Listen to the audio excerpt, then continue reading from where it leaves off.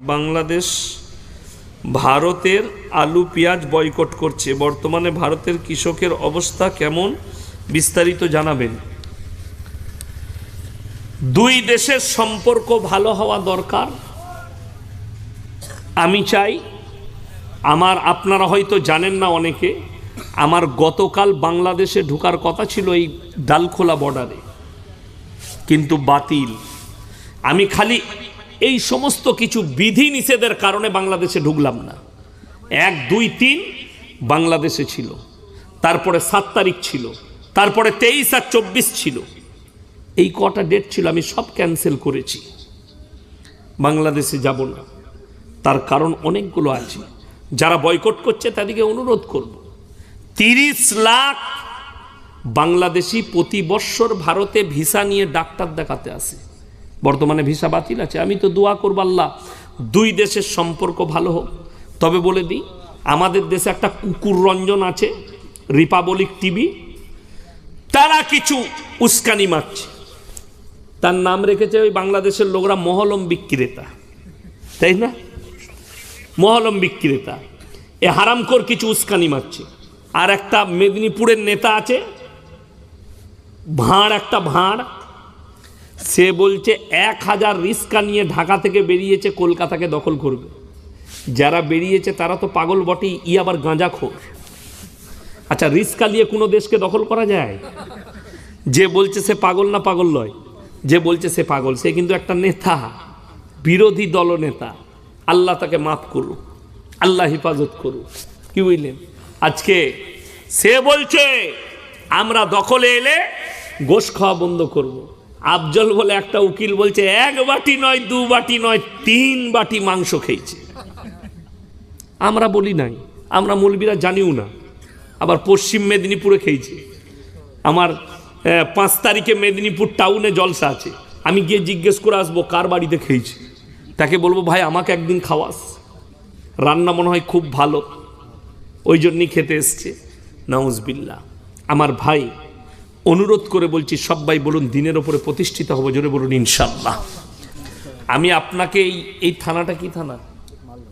মালদা থানা। এই মালদা থানায় যতগুলো মুসলিম আছে যদি সমীক্ষা করা হয়, 100টার মধ্যে 80টা বেনামাজি বেরোবে। ঠিক বললাম না ভুল বললাম? 80টা বেনামাজি। কারণ কি? আপনার নিয়ত আমি গরুর মাংস খাই আর মুসলিম ঘরে জন্মগ্রহণ করেছি, মানে আমি হচ্ছি মুসলমান, আমি হচ্ছি মুসলমান। আপনারা মোবাইল দেখেছেন কি না জানি না, একটা মিডিয়া অমুসলিম, সে ডাইরেক্ট বলছে আমি গরুর মাংস খাই। তো কি হয়েছে? গরুর মাংস খেলে সে মুমিন হয়ে যাবে? ফিল্মের একজন আর্টিস্ট ছিল, মারা গেছে, ঋষি কাপুর। সে নিজে বলেছে মিডিয়ার সামনে, প্রত্যেক দিন আমার ডিনারে গরুর মাংস লাগে। সে কি মুসলমান হয়ে গেছে? এই রকম গরুর মাংস বহু লোক খায়। আমি তো সেদিনে মুর্শিদাবাদে বলেছি, মুসলমানরা যে গরুটা খায় ওটার নাম হচ্ছে গোমাতা, আর যেটা বিদেশে পাচার করে ওটার নাম সৎমাতা। আমরা খেলে দোষ, বিদেশে পাচার করলে কোনো অসুবিধা নেই। তো এতে কোনো দায় নাই।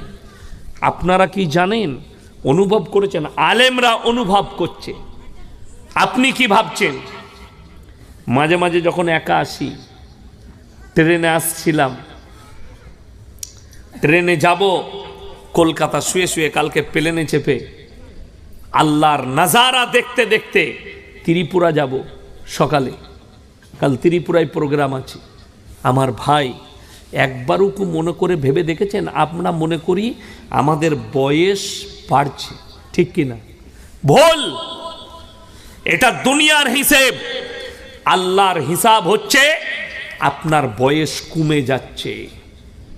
1টা ঘন্টা আপনি পার করালেন, 1 ঘন্টা আপনার হায়াত কমে গেল দুনিয়াতে। এই রাতে বসে 3 ঘন্টা 4 ঘন্টায় জলসায় কাটালেন, আপনার 4টা ঘন্টা আপনার কেটে গেল, হায়াত কমে গেল, হায়াত বাড়ে না। কিয়ামত কাছে আসছে না কিয়ামত দূরে যাচ্ছে? বাবা, কিয়ামত কাছে আসছে। কিয়ামতের আলামতগুলো প্রকাশ পেতে শুরু করেছে।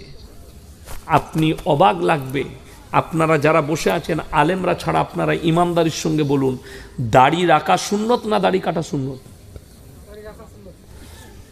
দাড়ি কাটা গুনাহ না নাকি কাজ? গুনার কাজ। 100 জনের মধ্যে 95টা মুসলমান দাড়ি চাচা, নিজে থেকে সেলুনে গিয়ে দাড়ি চাচ্ছে। আপনি অপরকে গালি দেন, সরকারকে গালি দেন। একটা পাঞ্জাবি আপনার ঘরের কাছে যদি বর্ডার থাকে, ওই বর্ডারে গিয়ে দেখুন, ডিফেন্সে চাকরি করছে পাঞ্জাবিদের ছেলে, মাথায় পাগড়িটাও আছে, মুখেতে দাড়িটাও আছে। ওদের দাড়িতে হাত লাগালে আগে গর্দনটা কেটে দিবে। তারা তাদের ধর্মে এতটা স্ট্রং। আর আপনি বলছেন আমি রসুলকে মহব্বত করি, অথচ আপনার মুখে দাড়ি নাই। আপনি নিজে থেকে গিয়ে সেলুনের দাড়িগুলো চাচ্ছেন। যারা আমার যুবক বসে আছেন, যারা আমার ভাই বসে আছেন, আজ থেকে নিয়ত করুন মুখেতে দাড়ি আনবো। জোরে বলুন ইনশাল্লাহ। দাড়ি হচ্ছে মরদের বহিঃপ্রকাশ, পুরুষের বহিঃপ্রকাশ। একটা লোক 15 বছর দাড়ি চাচ্ছে। আমি ইয়াসিন পড়ার জীবন থেকে দাড়িতে হাত লাগাইনি। আমার স্কিনটা দেখুন আর দাড়ি চাচাওয়ালার স্কিনটা হাত দিয়ে দেখুন। কথাটা বুঝতে পারেননি? কি মনে হচ্ছে আমার স্কিনটা? আপনি ভেবে দেখুন। আর এক যে 12 বছর দাড়ি চাচ্ছে, তার স্কিন নষ্ট হয়ে গেছে। দাড়ি চাচলে মারাত্মক ক্ষতি, যেটা বলছে ইসলামী শরীয়তে, রসুল বলেছেন সেটা হচ্ছে যৌবন শক্তির ক্ষতি হয়ে যায়, মারাত্মক। ওই জন্যে ইসলাম এত সুন্দর। দাড়ি রাখার কথা ইসলাম বলেছে, মোষ ছোট দাড়ি বড়। আপনার কাছে কই? বেঈমান কাফের রাজকে উঠে পড়ে লেগেছে আপনার দ্বারা ইসলামের ক্ষতি করতে, আপনার দ্বারা ইসলামকে শেষ করতে। কেন?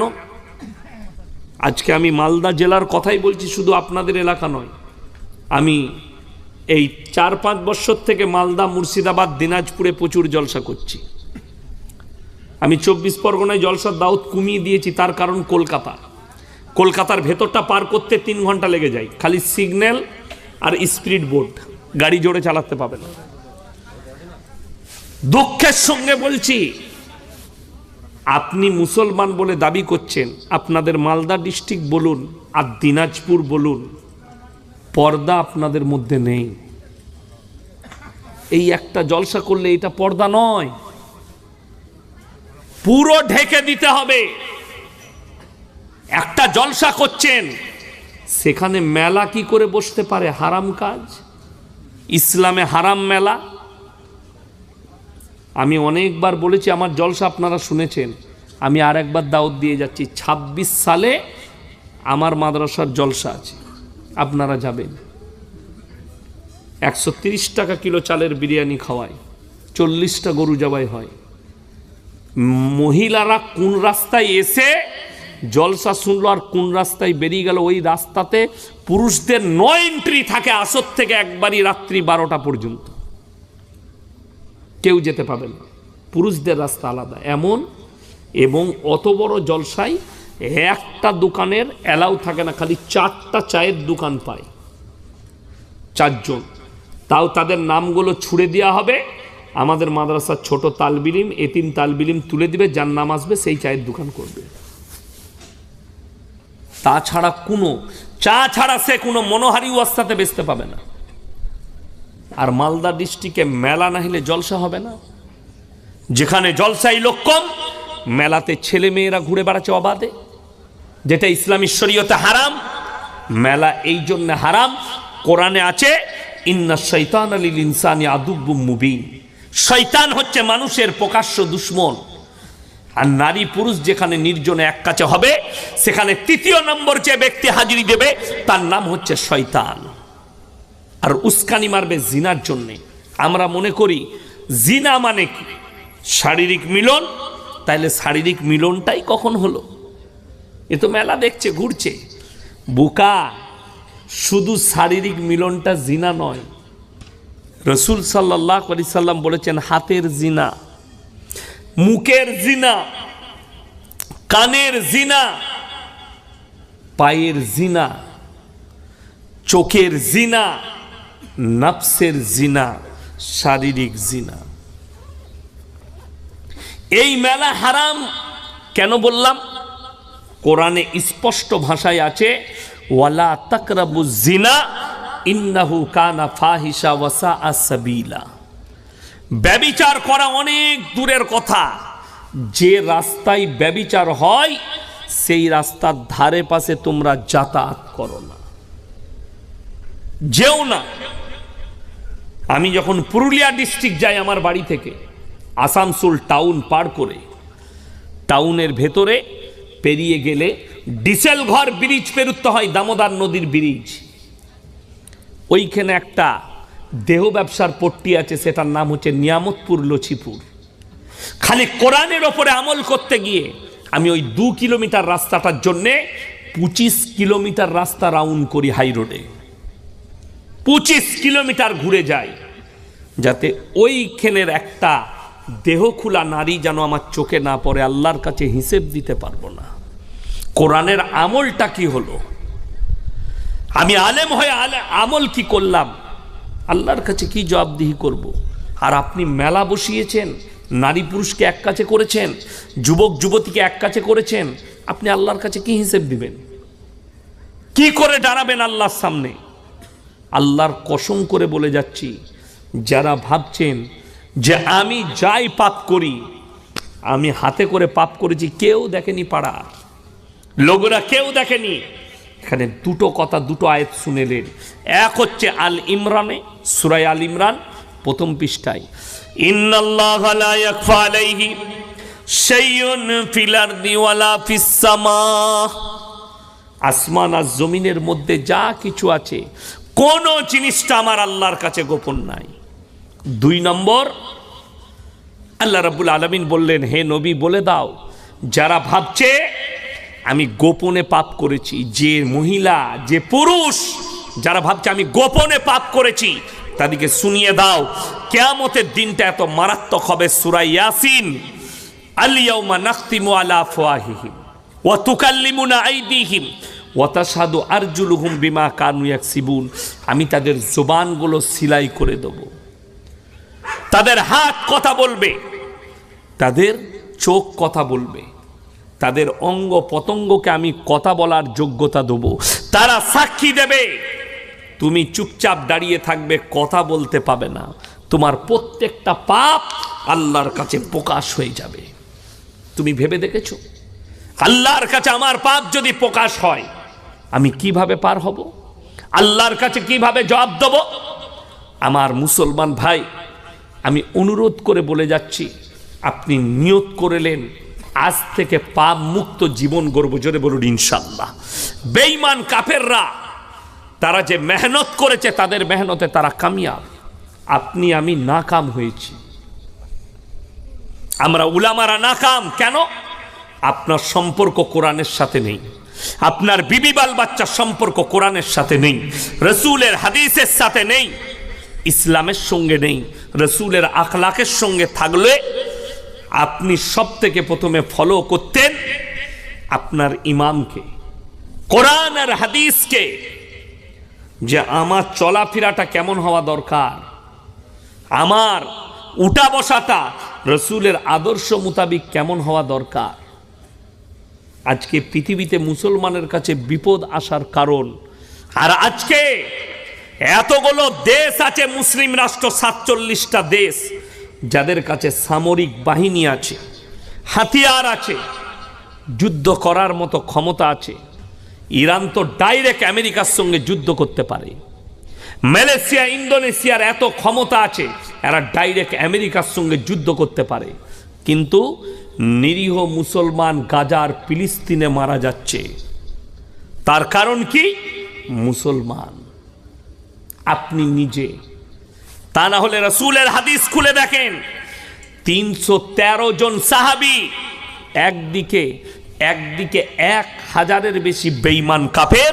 আল্লাহ রসুল সাল্লাল্লাহু আলাইহি সাল্লাম সাহাবীরা খালি হকের ওপরে আল্লাহর ওপরে তাওয়াক্কুল আর বিশ্বাস আনার কারণে আল্লাহ তাদেরকে জয় লাভ করিয়েছিলেন। জোরে বলুন সুবহানাল্লাহ।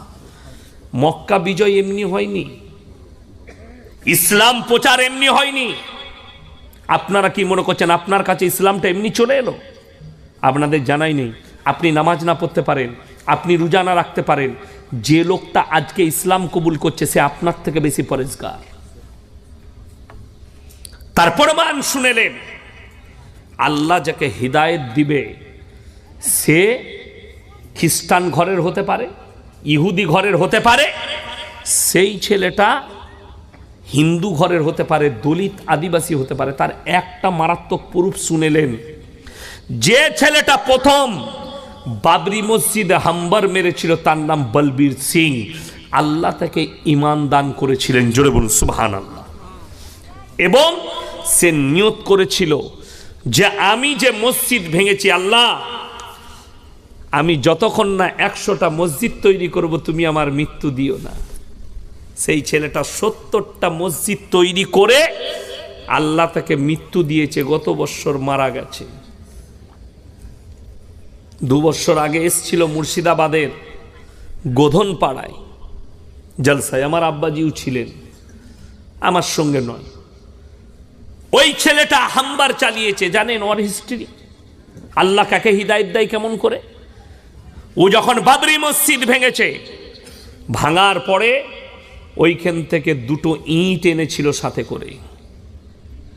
ওর মা বলছে বলবীরের কাজ ছিল সকাল আর সন্ধ্যা 2 টাইম ওই ইটের ওপরে পিশাব করা, ওই মসজিদের ইটের ওপরে পিশাব করেছে।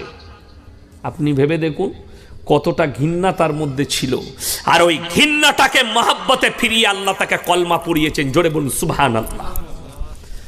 আল্লাহ কি না পারেন। শুধু ওইটা নয়, আপনি কি ভাবছেন জানি না, 2015 থেকে 2020 পর্যন্ত এই ভারতবর্ষে অন্যান্য ধর্ম থেকে সরকারি সমীক্ষা বলছে 13 লাখ লোক ইসলাম কবুল করেছে, জোরে বলুন সুবহানাল্লাহ। 13 লাখ। আপনি যদি মনে করেন আমি নামাজ পড়বো না, রোজা রাখবো না, আমাদের মৌলবীদের কিচ্ছু করার নাই। আল্লাহর কসম খেয়ে বলে যাচ্ছি, গোটা পৃথিবীর লোক যদি নামাজ না পড়ে, সিজদা না করে, আমার আল্লাহর এতটুকু যায় আসে না। এতটুকু আল্লাহর, এতটুকু আল্লাহর ক্ষতি হবে না, ক্ষতি আপনার। কেন? আল্লাহ রাব্বুল আলামিন কোরআনে বলেছেন, ইন্না জাআলনা মা আলাল আরদি যিনাতাল লাহা লিনাবলুয়াহুম আইয়ুহুম আহসানু আমালা। আমি এই পৃথিবীটাকে সুসজ্জিত করেছি শুধুমাত্র আমার বান্দা বান্দির জন্য, জোরে বলুন সুবহানাল্লাহ। আমি কি চেয়েছি? আল্লাহ খালি একটা জিনিস চেয়েছে আপনার কাছ থেকে, সেই একটা কি? নেক আমল করে নিয়ে আসবে। মান আমিলা সালিহান ফালিনাফসি ওয়া মান আসাআ ফাআলাইহা। যে বা যাহারা ভালো কাজ করবে আল্লাহ তাদেরকে পুরস্কৃত করবেন, যে বা যাহারা খারাপ কাজ করবে আল্লাহ তাদেরকে তিরস্কৃত করবেন। সাহাবী রাদিয়াল্লাহু তাআলা আনহু আজমাইনদের জীবনী, একটা জীবনী যদি বাস্তবায়িত করেন আপনার কাছে আর কোনো বিপদ আসবে না। কেউ যদি নেতা হয় হযরতে উমরের মতো হও, কেউ যদি দানি হও হযরতে উসমানে গনি রাদিয়াল্লাহু তাআলা আনহুর মতো হও, যে নিজের মালকে আল্লাহ রাস্তায় যে সাহাবীরা কুরবান করে দিয়েছে। আজকে দুঃখ কোথায় জানেন? ইসলামের ক্ষতি কোথায় হয়েছে?